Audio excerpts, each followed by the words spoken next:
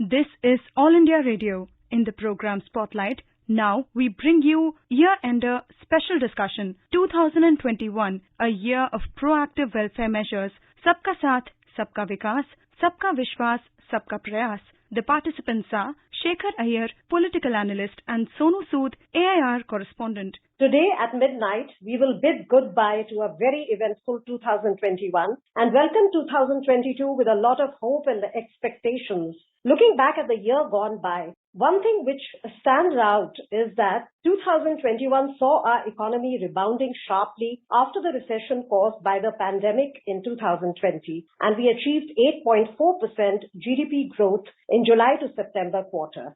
Sir, how significant were the fiscal measures and reforms introduced by the government in achieving the economic rebound in 2021?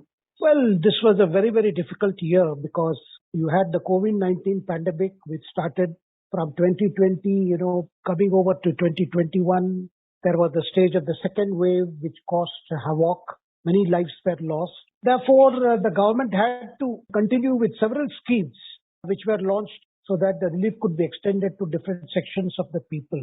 So whether it was education, health, scheme development, many initiatives were taken by the government to benefit the people. In fact, the biggest of the measures was we saw during the budget, which the Finance Minister Nirmala Sitharamanji presented on February 1st, 2021, where several announcements were made regarding the government schemes.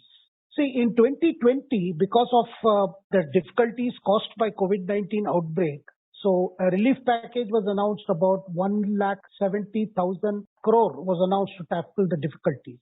But in 2021, in the budget itself, the government had announced Atmanirbhar package amounting to 27.1 lakh crore, to deal with the impact of coronavirus in several sectors.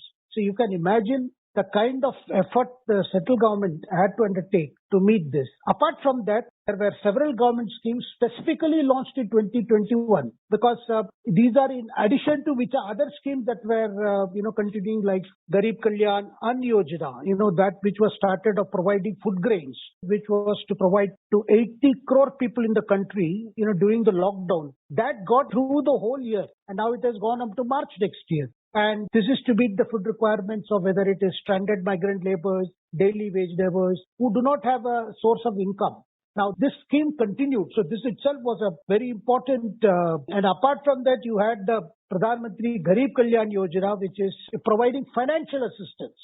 This scheme also continued, which is apart from providing free ration to poor, 500 rupees per month to all the women Jan Dhan account holders, and advanced pension for 3 months to all pensioners, then increasing wages under Manrega, and many other benefits. This is also an ongoing thing which was launched in March of 2020 but continued. Similarly, you had the Laghu Vyapari Mandhan Yojana or Karam Yogi Mandhan Yojana, which was also continued, though started in July 2019, it was continued. Now, apart from all this, what has happened, Sonuji, where other schemes, particularly of mention is Pradhan Mantri Garib Kalyan Package Insurance Scheme, which was a very specific scheme that was extended, particularly for the health workers who are fighting this pandemic. This came into effect from April 24th of 2021. So agricultural reforms have been a key thrust area for the government, and we have seen agriculture exports showing robust growth. Government has laid great emphasis on allied agricultural activities like fishing, dairy farming, food processing, etc. Can you outline the measures taken by the government for farmers' welfare in 2021 and their significance? More than 20 lakh crore were pledged for particularly Atmanirbharta in the agriculture sector, where, halal husbandry, livestock management, dairy farming, pisciculture, these were identified areas where, the farmer groups would be encouraged to take financial assistance and build a kind of a cooperatives which can go into getting into this dairy farming or pisciculture along with the normal agricultural activities. The idea was this, and this has been extended all over the country, and several people have benefited from this scheme. And the Prime Minister has been specifically mentioning last few meetings how when we are looking at doubling the income of farmers, we are looking at all allied activities which can be of great assistance. And also the government went in for PM Umeed scheme, which was again launched this year to provide skill training to about 3 lakh youths, so that by 2025, these skilled people can will be able to enable loan, and so that they themselves will be able to generate jobs by, they can start their own thing. You had also had the Rail Kaushal Vikas Yojana, which is also very important.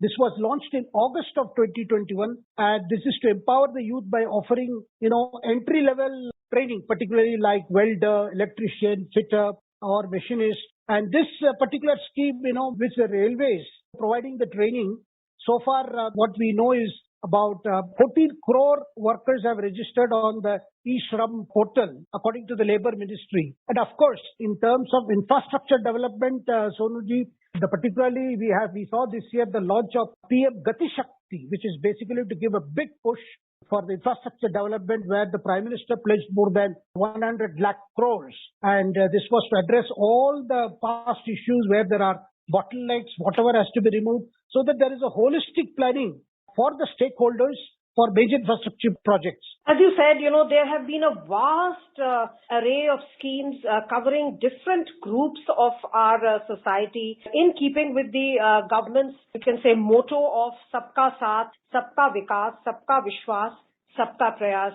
And you particularly mentioned agriculture. In fact, last year's budget was focused on infrastructure development and the National Infrastructure Pipeline, followed by Gati Shakti Master Plan. They were all aimed at accelerating infrastructure development in the country. We would like to know from you, how important is this focus on infrastructure development for the country's overall economic growth? The problem what we have faced because of COVID, prior to COVID, there was a slowdown in the economy. Then came the COVID. Consequently, the economy got further battered. So in order to revive the economy, government being the main spender, the government decided to pump money into the economy. And the best way to do it is to go for infrastructure, because there is a crying need for creating new infrastructure as well as revisiting the existing infrastructure so that more facilities can be added.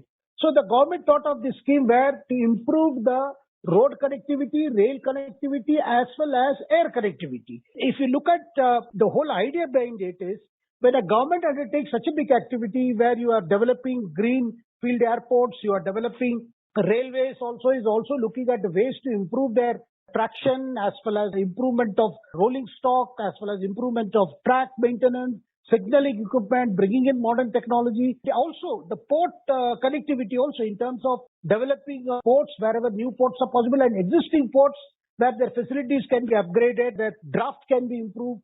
So several things, and by announcing new projects and developing old projects, and with a tight time schedule, what happens is the other private sector also gets motivated to chip in, and thereby creating jobs. It is a very important thing to see that our economy moves forward. Sir, the COVID challenge continued throughout 2021, and the government started one of the biggest vaccination drives in the country. How do you see this effort, and how do you see this challenge being overcome in the coming year? Well, our vaccination story has actually set a world record. In the sense, one of the massive vaccinations in the world, I would say, was undertaken in India. Now, as of today, more than 144 crore people have been vaccinated, and with the reports of new strains and new varieties of this COVID virus. So the challenge is even more stupendous. But the fact that so many people could be covered, I think number of people have had 2 dosages, and the government has also announced a protection dosage, in the sense which could be also called a booster dosage for people who are eligible, particularly old people who are vulnerable. And along with this year also saw a very important yojana which the Prime Minister announced in October, which is the Prime Minister Ayushman Bharat Health Infrastructure Mission, which is one of a kind of a pan-India scheme that focuses on strengthening health infrastructure particularly. Sir, the new education policy was also introduced, bringing about a major reform in education sector after 34 years.